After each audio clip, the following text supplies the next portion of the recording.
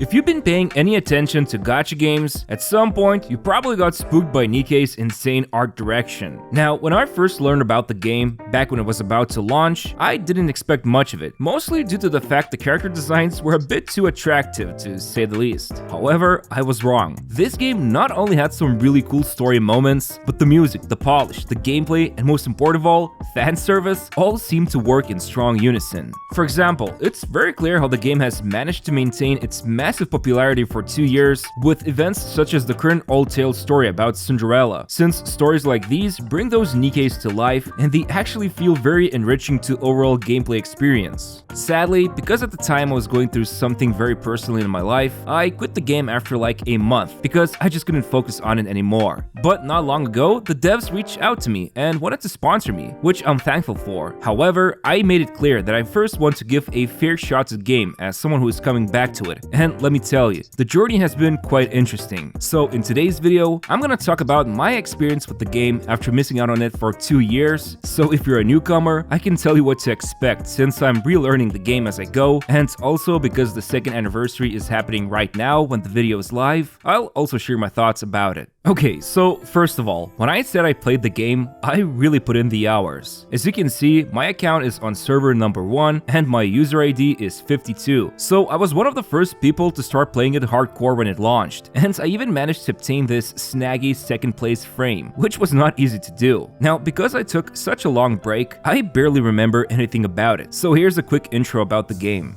Basically, the game's world went into apocalypse mode due to these creatures called raptures, which attacked humanity about 100 years ago and became the dominant species, while the humans retreated to a location called Ark, and sometime during all of this, manufacturing of Nikkes began to combat raptures and safeguard the humanity. So all of the girls you're looking at, they're actually not human, but also not robots. Basically, the sentient part of the original girl is transferred and can be even copied to their Nikke model. So long story short, they are cyborgs with human brains. Now, obviously the big question is, who wants to become a cyborg? Well, it will differ with each girl, but some get turned to Nikke as a form of punishment, others volunteer, and so on. I really don't want to spoil it too much, but it actually feels rewarding to read the personal stories of each character and learn about their motivations and past. Moving on to gameplay, I am playing on PC clients, which is working flawlessly, but you can also seamlessly play it on mobile as well, although sometimes I like to use my PC to handle harder bosses. Anyway, so the gameplay is pretty interesting. You build a team of 5 Nikkes and then go into combat where you either shoot or hide behind the cover. Each unit also has unique abilities and a burst skill, which can be either 1, 2, or 3.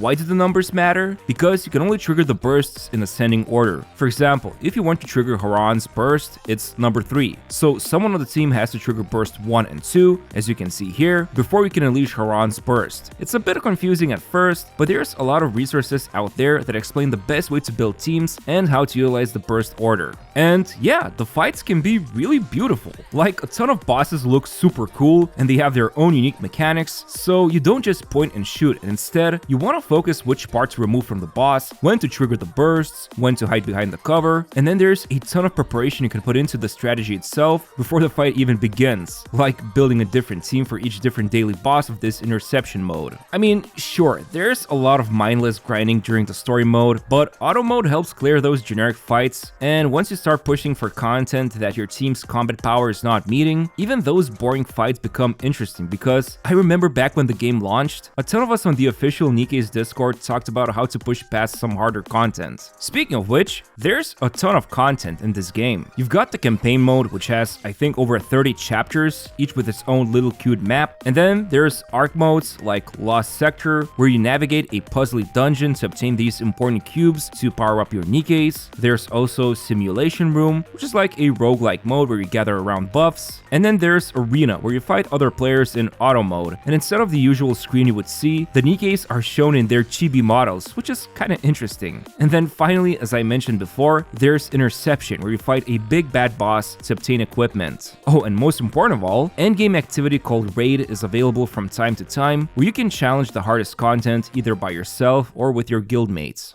And that's the basic gist of it. Now, what do I think about the current state of the game after 2 years, and is it worth playing it for newcomers? Honestly, the game has become much more better than I remember. Like, for example, if you missed out on any of the events, you can actually replay them with this special currency you can obtain, usually from the current event, and for example, I heard from other people that Overzone is highly recommended to check it out if you missed out on it. So after unlocking it and without spoiling too much, yeah, this is one of the better gacha storylines I've witnessed, and I'm so happy you don't have to go onto YouTube and search for videos when it's available to play it right here. Another big thing I've noticed is the amount of effort put into events. I remember the first event called No Caller ID was kinda disastrous, not gonna lie. People weren't able to complete the story mode due to highly restrictive combat power requirements, and there were some other problems that left a bad taste in my mouth. But the developers actually took feedback to their heart and kept on improving, and for example, this current event called Old Tales is actually pretty insane. So first of all, you get to play on a new map, discover new secrets, and the storyline that focuses around Cinderella is legit interesting. And again, I don't want to spoil it too much, but let's just say it's hard to see someone lose a grip on their reality. In fact, as you keep progressing through the story, the map even undergoes some major changes, so it actually feels impactful. And then,